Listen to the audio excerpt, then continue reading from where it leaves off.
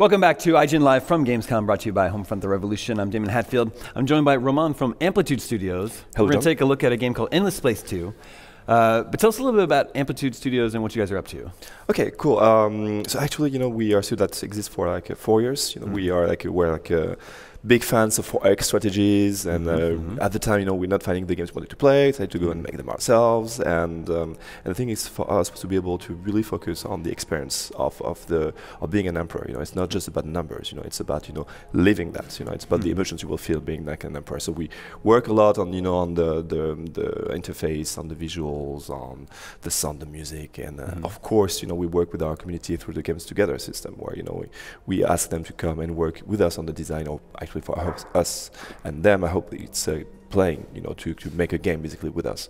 And the idea with that is to make these really deep games of this experience, like Endless Space. What you see now is being the second in the series. So in 4 years, we did Endless Space 1. We did Endless Legend, which was a 4X in a fantasy style universe. And now we have like Endless Space 2. We learned so much in doing Forex, in the past years. It's so much things we could do through like crazy factions you could play, where totally like breaking the gameplays of other factions. Anyway, and now with Endless Space 2, we've been able to reuse all these things we learned to go back to see Endless Space. And Endless Space basically, you will be like this leader on the space, faring civilization, conquering the universe. What is very unique about Endless Space 2 is that you will have a population that has feelings. They want to do things. They love things. They hate other things. And as you go on exploring the galaxy, you will have to interact with them to either like go in towards what they want, or try to make them feel, do what you want.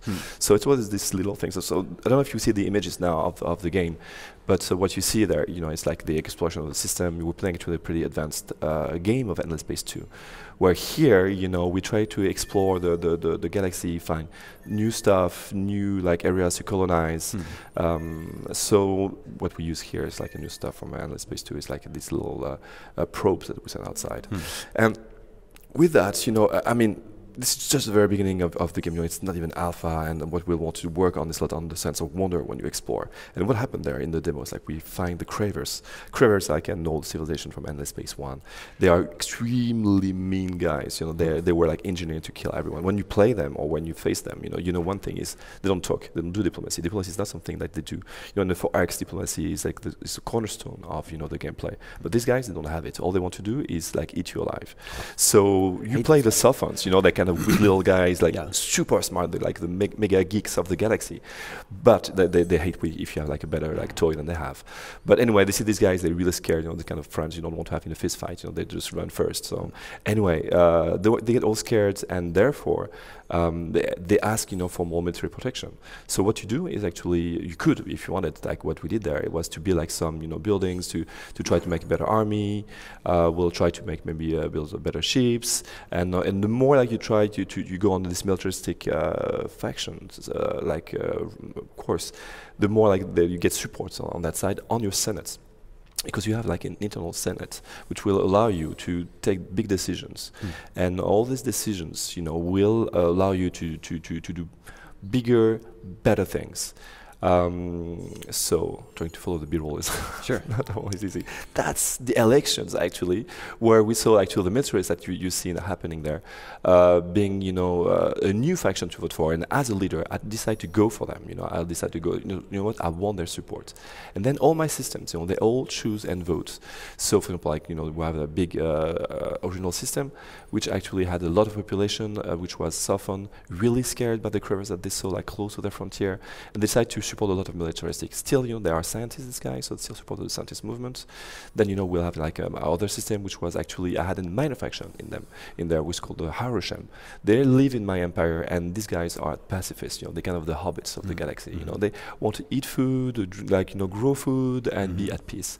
And then we have this system closer to the Cravers that is actually, really scared. They're not very many, but they're scared and they all vote for military. What happened is, in that election of the new Senate, the militaristic faction takes power, and thanks to that, when you will go and to the Senate again, you will be able to choose big, powerful laws, and that's the one which is unlocked here. And actually, with these big, powerful laws, you can actually do prepare your fleet, prepare your army to be ready to fight against the Crivers, because you know that the Crivers will come eventually for you.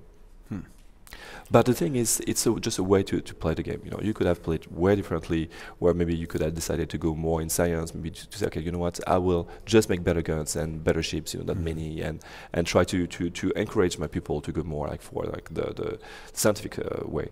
But sometimes, you can't help your people to be afraid, to be wanting something. So who are you playing as? So here we're playing the Sophons, that's the little white guys. We have some Haroshems, little brownish guys that were with you, that were manufactured playing with you. But I am the leader, the emperor of the Sophons at the beginning of the game. But as the game goes, here we have actually a fleet of the Crivers coming in actually, and the fight will soon start. Because I will decide to attack these guys before they attack me. I know that's area, that's my territory. I know it.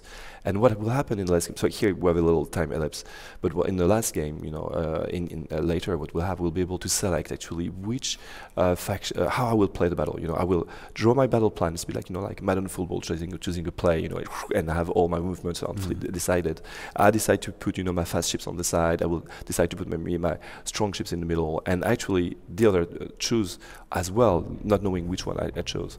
The idea with that is that when you play the game after play the battle, you took all your decisions before. I made all my ships, I made my strategies, and I will be able to sit back and enjoy the battle to see the result of that. So all these battles are all dynamic, and what we can do anytime in the game is you could always, wherever you are, press space, and what you have is you have a scan view going on the screen, and that gives you all the information you want to see. How many hit points the ships have, how much damage they do, who are targeting. It's all a kind of augmented reality kind of view on that. But if you just want to sit and enjoy the show, you can. It's a space opera you're playing. Yeah. What draws you to Forex strategy games?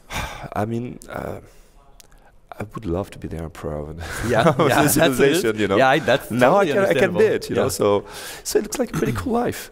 And it's in space. It's just you always want to be it's such a dream to discovering all these new worlds, these civilizations, how they will react with you, and of course it's better to be in the situation to tell them what to do than when it's them telling you what to do. So. Is there a release plan? So right now we just said 2016. We know it's next year. We're big fans of early access. All our games are always early access, and actually the Endless Space one was early access even before it was called early access. So it's so we'll do that next year. Normally, what we aim is for 4 to 6 months. So it's a pretty intense ping pong with the community. So nobody gets bored, and we see evolutions all the time. So so yeah, we hope to do both next year. Roman, thank you so much for coming by the show. Thank you for having me. The game is called Endless Space 2. Stay tuned. We still have more to show you from Gamescom here at IGN Live after this.